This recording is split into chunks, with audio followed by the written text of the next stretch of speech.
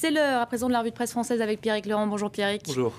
Pas de bonnes nouvelles en vue pour François Hollande. Au contraire, sa cote de confiance plonge. Elle est au plus bas selon un sondage publié ce matin par Le Figaro.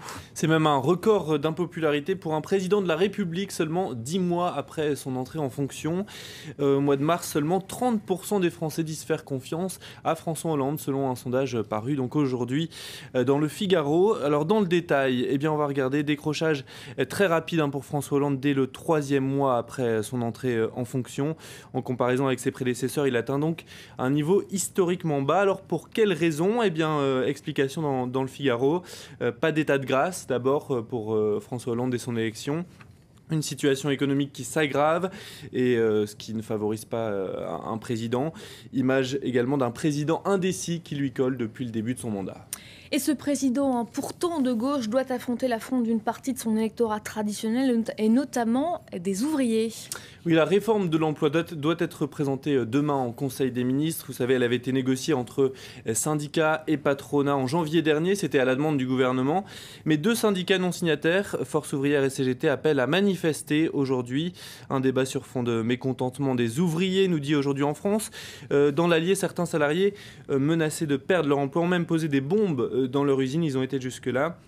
Ce qui explique ce dessin qu'on va regarder en détail. Voilà François Hollande qui dit ils veulent faire sauter leur usine, et Arnaud Montebourg, le chantre du Made in France, qui lui répond: j'essaie de les convaincre d'utiliser des explosifs français. Pour séduire à nouveau la gauche, le gouvernement envisage donc d'autres réformes emblématiques. Et notamment sur la question très controversée des salaires des grands patrons.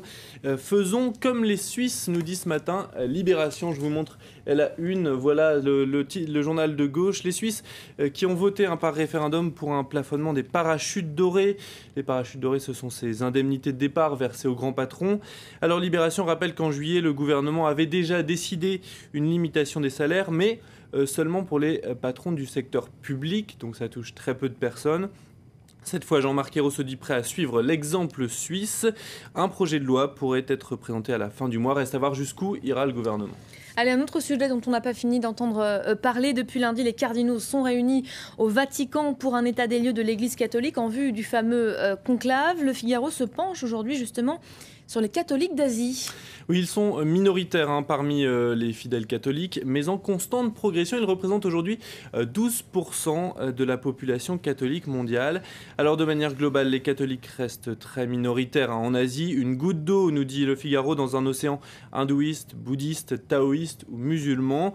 Une exception notable, pourtant les Philippines, où près de 80% de la population, un peu plus de 80% de la population est catholique. Le Figaro dresse justement ce matin le portrait d'un cardinal philippin très médiatique, Luis Antonio Tagle, un jeune cardinal de 55 ans. On voit sa photo dans Le Figaro. Un homme très médiatique qui a donc sa propre émission de télévision, et il a plus de 100 000 fidèles sur son compte Facebook. Je ne suis pas sûr que tous les cardinaux présents à Rome puissent en dire autant. Et parmi les cardinaux, s'est glissé hier un faux évêque qui a tout de même eu le temps de serrer quelques mains.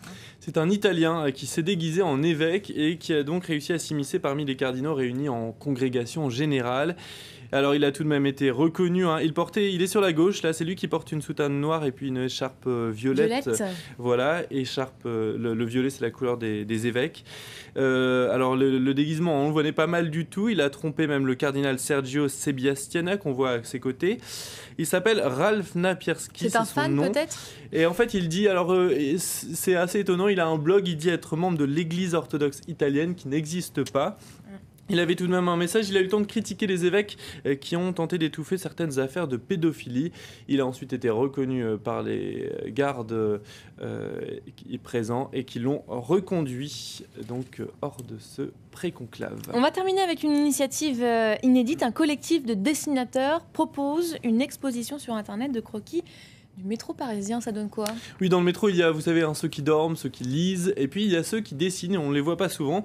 Un graphiste de 40 ans qui, après des années de crayonnage dans le métro, a cherché à entrer en contact avec d'autres artistes. Il a créé un site internet très bien fait. Je vous mettrai l'adresse sur notre site Facebook et sur le site internet de France 24.